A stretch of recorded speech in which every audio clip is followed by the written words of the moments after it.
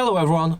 Today I'll show you how to change the display targeted enemies status effect icons in Nioh 3.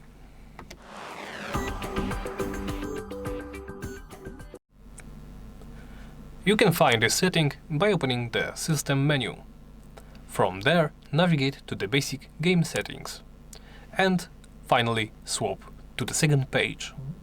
Here at the bottom should be the display targeted enemies status effect icons. As you can see, it is currently turned on. You can always turn it off or leave it turned on. And once you make your choice, simply press the back button. After that, press it once again. And that's it. Thank you for watching, and please remember to like, comment and subscribe.